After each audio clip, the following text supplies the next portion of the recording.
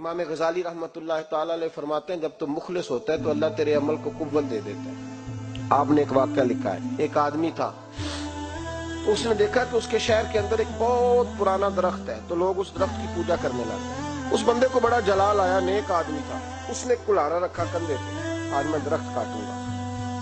چلا گیا، جب پہنچا نا درخت کاٹنے کے لیے تو اس نے ابھی وہ چوک میں تھا کہ ایک شخص ملا اسے، اس نے کہا میں نہیں کاٹنے دوں گا۔ کہا تو کون ہے؟ میں تو کاٹوں گا۔ کہا تو نہیں نہ کرتا اس کی پوجا، دنیا کرتی ہے، تجھے کیا لگے؟ معاذ اللہ، یہ بھی وسوسہ ہے نا، تجھے کیا لگے؟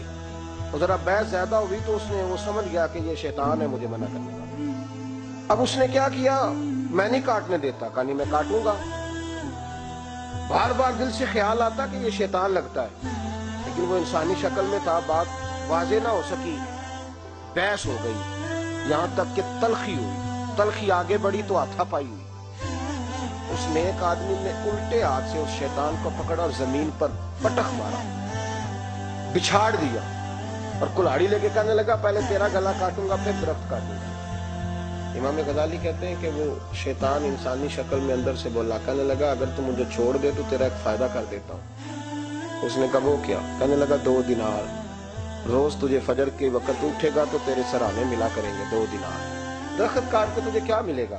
تو اس طرح کر، اس سے غریبوں کی مدد بھی کرنا، کھانا بھی، کوئی انسٹیٹیوٹ، کوئی ادارہ، کوئی جامعہ بھی بنا لینا۔ ہمیں چھیڑ کے درخت کاٹ کے، یہ بہت سارے لوگوں پہ حکومتیں ایسا کرتی ہیں، یہ مشورے دیتے ہیں مولانا آپ حکومت کے مسئلے میں نہ آئیں، آپ فنڈ لیں، آپ فلانا کام کریں، ادارہ بڑا کریں، آپ کو کیا لگے؟ اور یہ بھی ایک ترتیب ہوتی ہے۔ آپ اور بہت سارے لوگ مشورہ دیتے ہیں کہ ٹھیک ہے دین کا کام زیادہ ہوگا، ادارے زیادہ بنیں گے، بچے زیادہ پڑھیں گے، لیکن دین کا یہ مزاج ہے، دین کا مزاج یہ ہے کہ جو غلط بات کرے اسے روکا بھی جائے اور ٹوکا بھی جائے، اسے سمجھایا بھی جائے، یہ مزاج ہے دین۔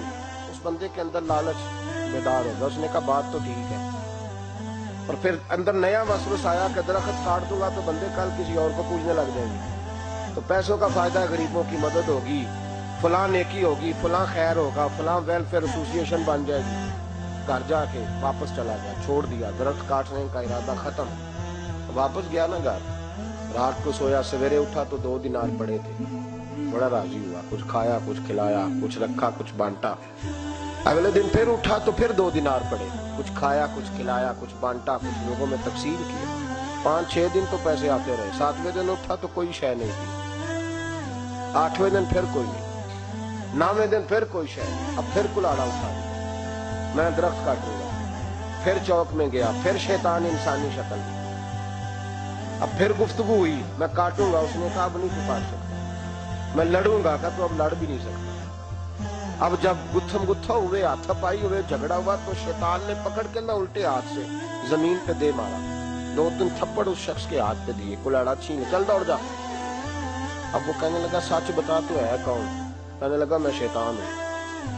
تو کہا ابھی 1 ہفتہ پہلے میں نے تجھے بچھاڑ دیا تھا، آج تو طاقت کہاں سے لایا؟ اس نے کہا میری طاقت اتنی ہے تیری ختم ہو گئی ہے، میرے اندر قوت اتنی ہے تیرے اندر ختم ہو گئی۔ کہا کیوں؟ تو شیطان کہنے لگا جب تو 1 ہفتہ پہلے آیا تھا تو رضا الہی کے لیے آیا تھا، آج تو اس لیے آیا ہے، اس لیے آج تو آیا ہے کہ تجھے 2 دینار نہیں ملے، آج تیری جنگ دیناروں کی ہے، آج تیرا رٹا دیناروں کا امت مسلمہ کے ساتھ۔ اس لیے خدائی طاقتیں معاذ اللہ روٹھ گئی ہیں کہ ان کا رٹا دیناروں کا ہے، ان کا جھگڑا دیناروں کا ہے۔ صحابہ کرام علیہم رضوان کا رٹے دیناروں کے نہیں تھے، وہ دین کے ساتھ مخلص تھے، تو جس میدان میں نعرہ لگاتے تھے اللہ کی مدد ان کے سامنے حال ہو جاتی، انہیں کہیں پسپائی نظر۔ میرے جیسے خطیب روزانہ تقریریں کرتے، سالوں بیت گئے، انقلاب نہیں۔ کیوں؟